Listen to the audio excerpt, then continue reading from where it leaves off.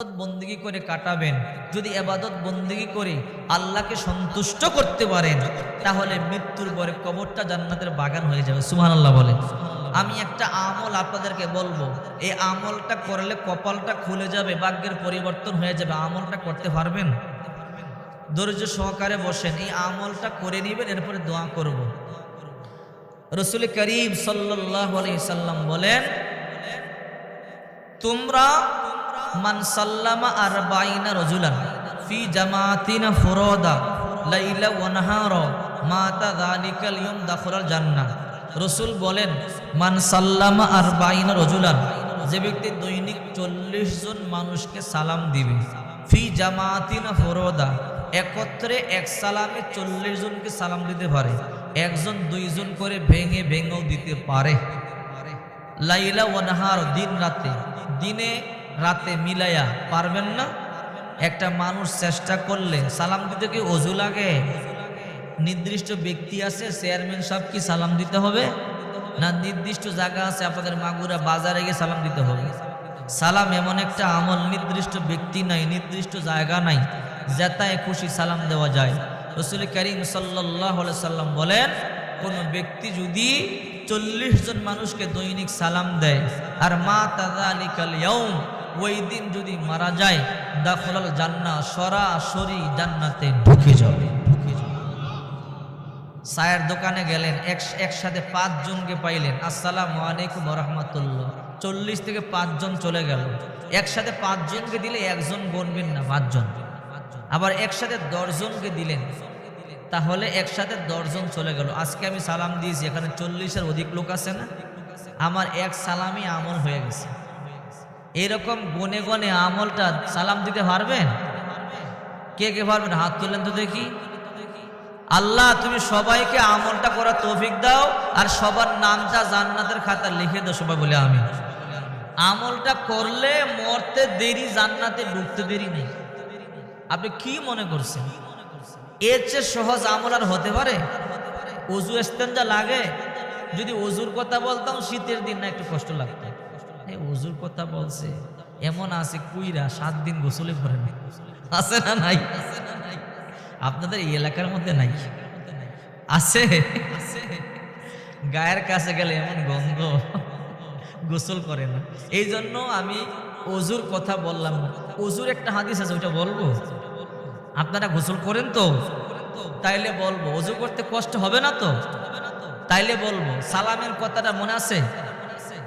চললে কয়জনকে সালাম দিবেন? আচ্ছা, এবার ওযুর কথাটা বলি, যেহেতু আপনারা বলতেছেন কষ্ট হইলে আমার কিছু করার নেই। দেখেন, ওযুর একদম সহজ আমল। রাসূল বলেন, ইদা আতাইতা মাদু জাকা ফাতাওয়াদ্দা উজুয়াকা লিসসালাত সুম্মা তজি আলা শিকটিকাল আইমান। তোমরা যখন ঘুমোতে যাবে, নামাজের জন্য যেমনি ওযু করো ওই রকম ওযু করবে, ডান কাঁধ হয়ে শুয়ে পড়বা। সাহাবায়ে কেরাম বলে, ইয়া রাসূলুল্লাহ, ওযু করলে কি হয়? আল্লাহর হাবিব বলেন, তহিরু হাদিল আজসা তহারাকুমুল্লাহ, কোন বান্দাবান্দি ওযু করলে আল্লাহ তাআলা তাকে পবিত্র বানায় দেয়। এখানে শেষ নয়, রাসূল বললেন, ওযু করবা, ডান কাঁধ হয়ে শুয়ে পড়বা।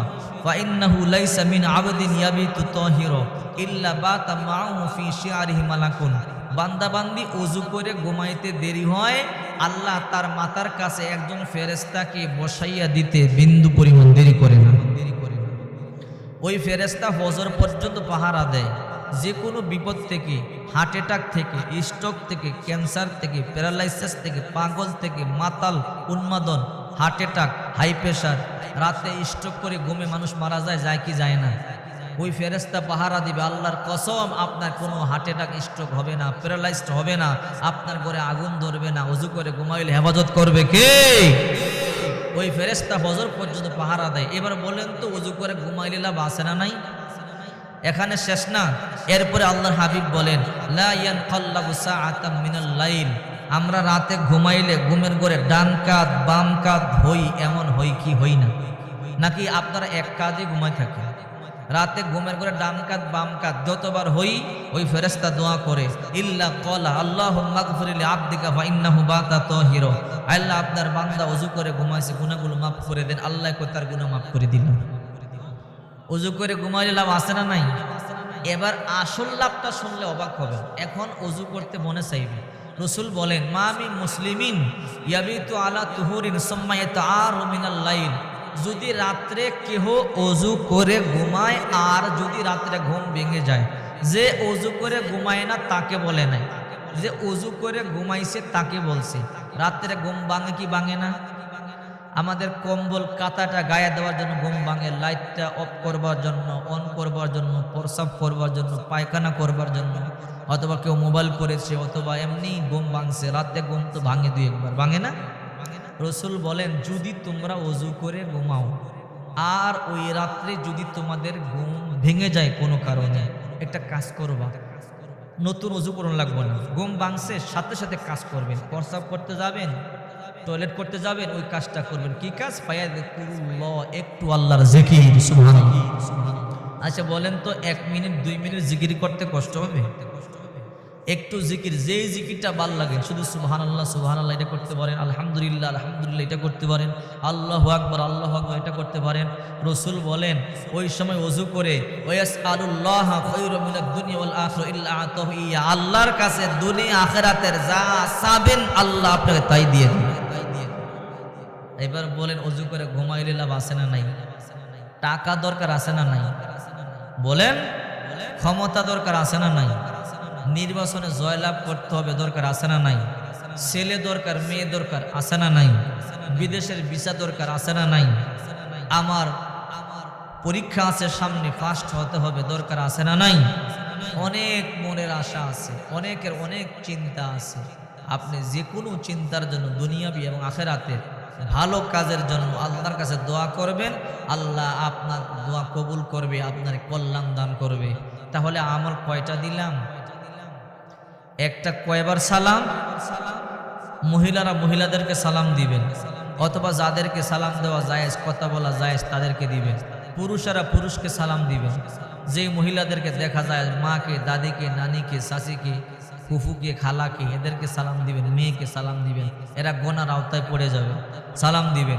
আর রাতের বেলা ওযু করে ঘুমাবেন। এই 2টা আমল আপনাদেরকে আমি দিয়ে গেলাম।